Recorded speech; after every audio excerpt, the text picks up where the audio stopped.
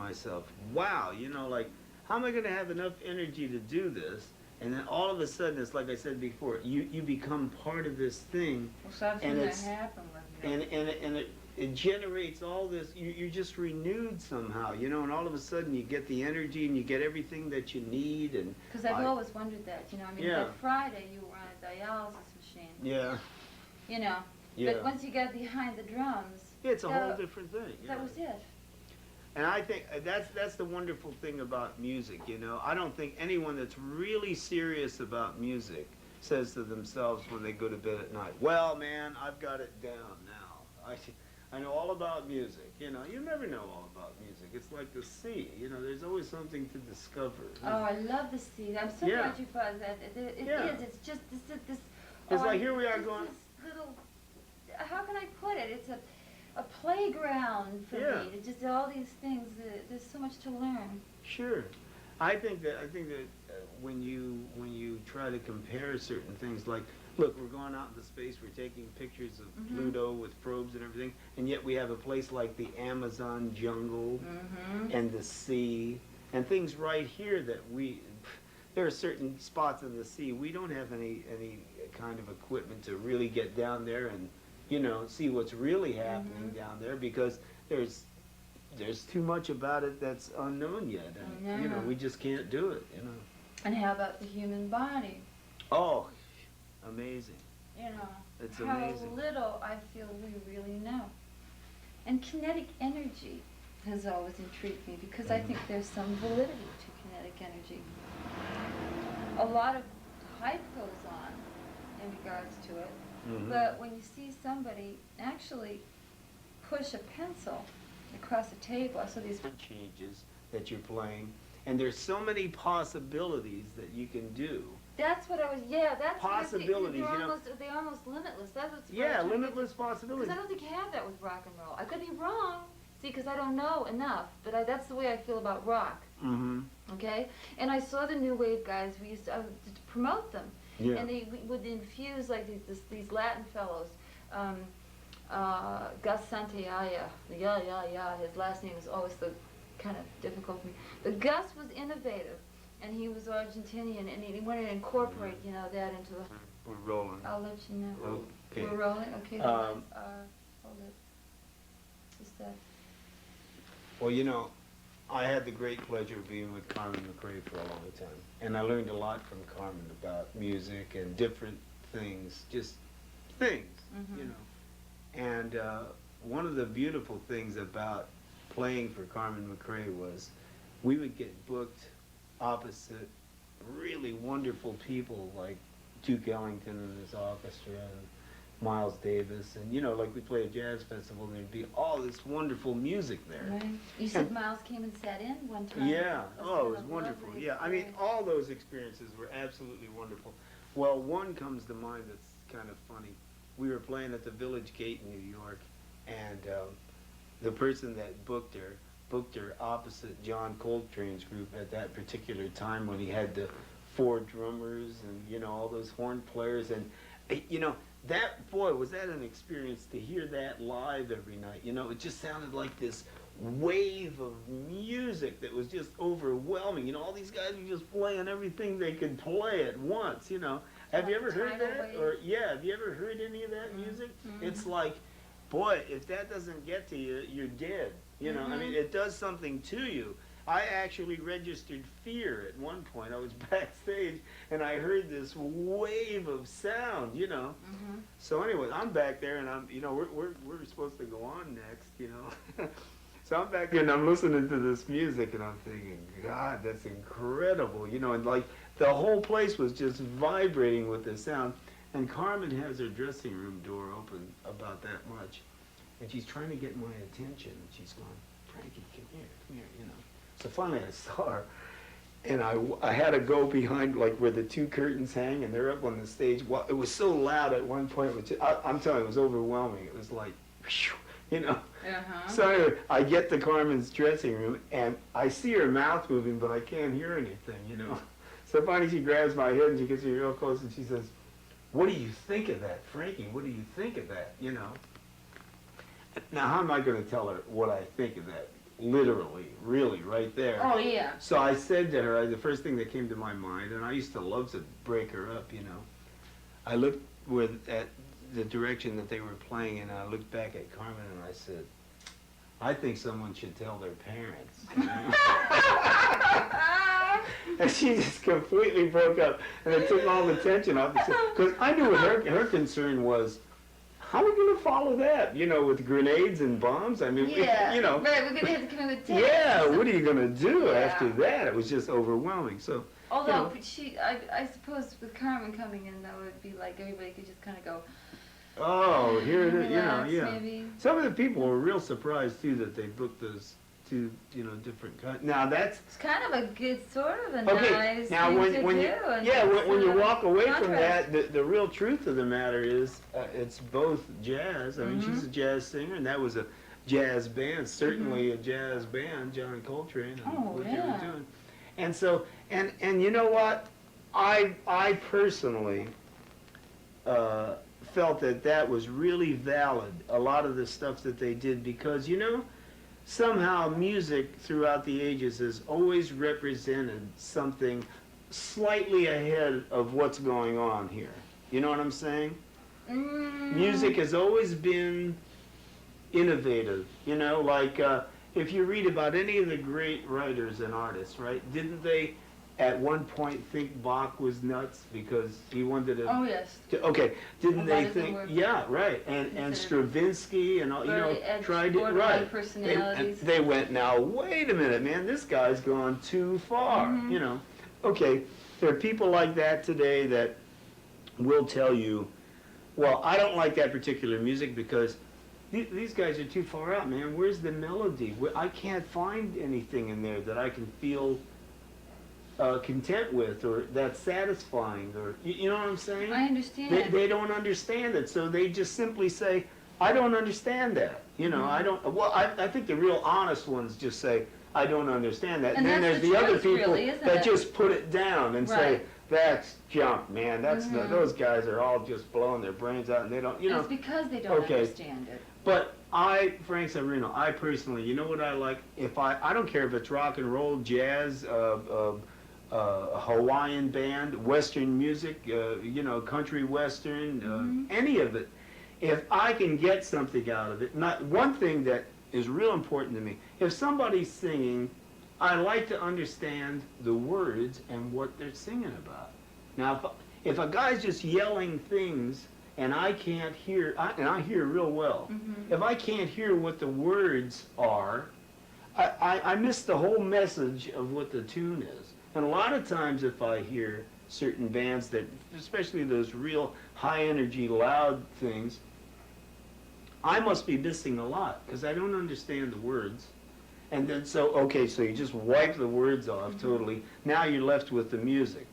Right. And that, if it isn't exciting to me or it isn't interesting to me, what's left? I mean, you have a guy yelling, and to somebody else who's into that kind of music, they'll go, Frank, you're wrong. He's not yelling, man. He's saying, baby, baby, baby, I left you in the park, and but you know what? All of a sudden, I feel like a moron because I miss the whole thing. I can't hear any of that. I just don't. I feel similarly. I mean, if to me, for a vocalist, okay, a vocalist you want to hear what they're saying. The song, what the lyric really means, and she tells a story. See, That's and you find, as playing drums for all those years, like I'd look out in the audience as I'm playing sometimes, and people are actually on the edge of their seat, like looking at her face, and going, "Wow, I never knew that song said that." Right. Like finally, bang, they got the message of the song. Right. Because some people can sing well and they execute the words well and everything. They have good diction, emotion. but yeah, they don't bring their personal life into the thing, and that's what Carmen has the ability to do. Right now, bang, she's 2 bars into the tune, man, and people are going, wow, that's really wonderful, So is it true Mel Torme has perfect pitch? I don't know, but he's another wonderful singer. Yeah. Yeah, he's great. I have a You think he really puts a lot of, well, we don't want to talk about it being innovative and What, I guess, jazz music? yeah, and Yeah. I know what you're saying about, you know, the two, Carmen and, help me, was it Joe? No, No, it was, Ella Fitzgerald and people like that? no, I mean, Mel the- Torme? no, the back-to-back, you know. Oh, you mean with Carmen being booked opposite John Coltrane? It was that Coltrane, new wave right. of music they were doing. Right, yeah. okay, so that's a very good way of kind of getting across how they can be innovative, and then you go to a Carmen McRae who uses vocals in order to express this wonderful emotion in a jazz Well- style. But you started off saying something before. I mean, that was a great. Okay, if you were to go, say you were there that night in the audience, if you Yeah. were to go through the audience, you know, you would find somebody that's thinking like this. God, I can't stand that. What is that? Terrible, horrible. Get them off this. I Right. came here to see Carmen, man. That's terrible. You But know it what was I mean? good, though, is what you're saying. No, I'm saying, that's not my opinion. I'm saying somebody in the audience might No, say right. this, say, God, that's terrible. I can't wait till those guys are finished so I can hear Carmen. That's what I Yeah. came here for. Now, there could be another person in the audience that goes, yeah, Carmen McRae's fine and all that, but man, that John Coltrane thing, isn't that exciting? Isn't that the great? And then there are some people in the audience that have enough elasticity about how they think and feel that they can appreciate both sides and not put either one down or say that, oh yeah, that's old fashioned what she's doing, but man, this is really hip, this is today, you know, and that's, yeah, right. And I think to be open like that is a wonderful thing. Not everybody has that liberty to be open because maybe their upbringing makes them real staid in a certain situation and they can't have that kind of expansion.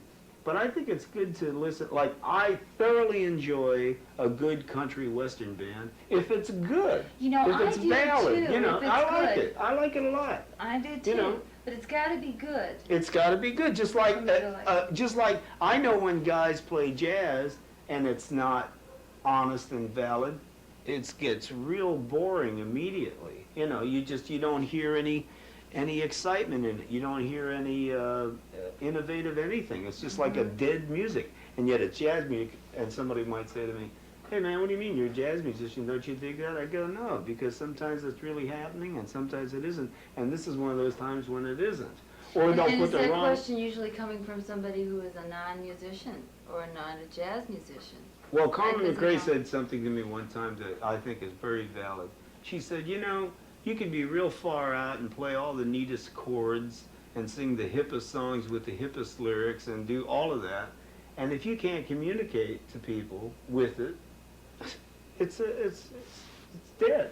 That I doesn't, agree. you know what I'm saying? I agree wholeheartedly, and I do know what you're saying. And when I was a kid, I used to go see Art Blakey play all the time, and he'd have me sit in, and I asked him one time. I said, "Hey, Art, like, how do you really know when it's really swinging?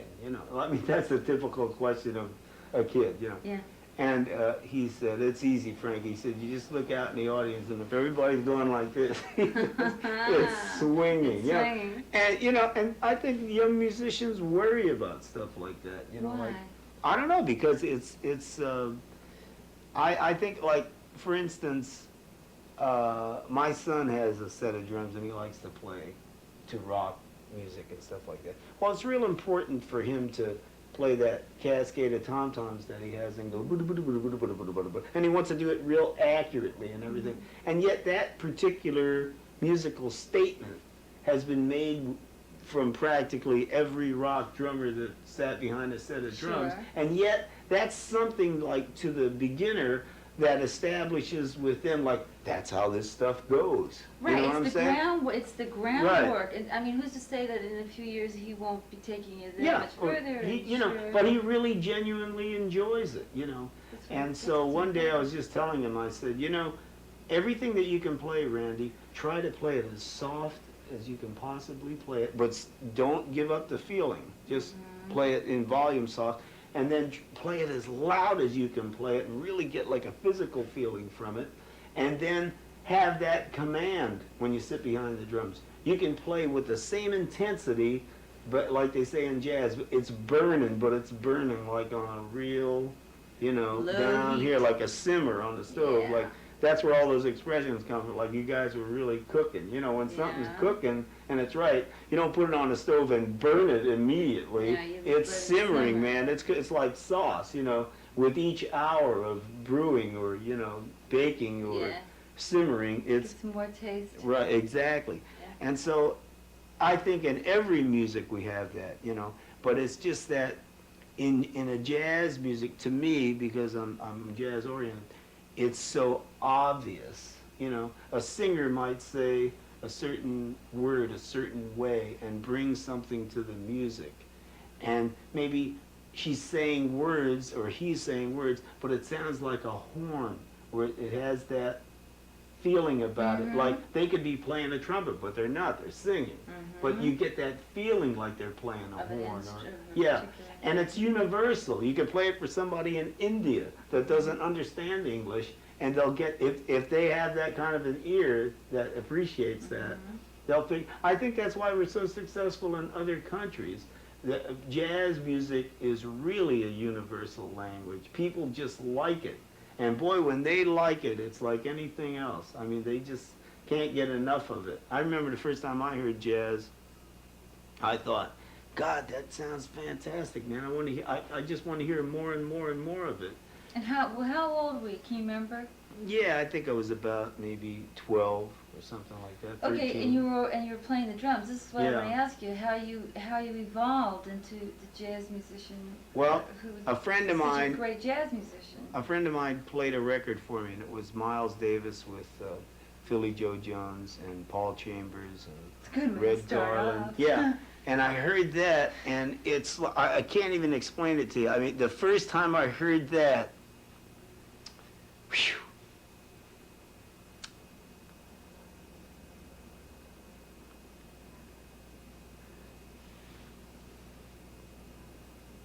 I don't know. I mean, you can't even.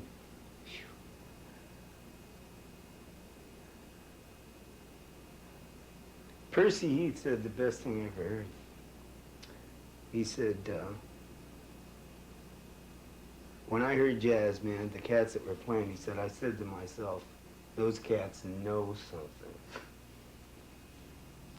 So it's kind of like that, you know. And I just heard that, and I thought, wow, man, I want to be part of that, you know.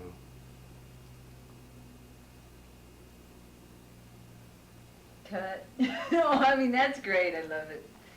Well, okay, we'll get to splice that to something somewhere. Yeah. That was beautiful.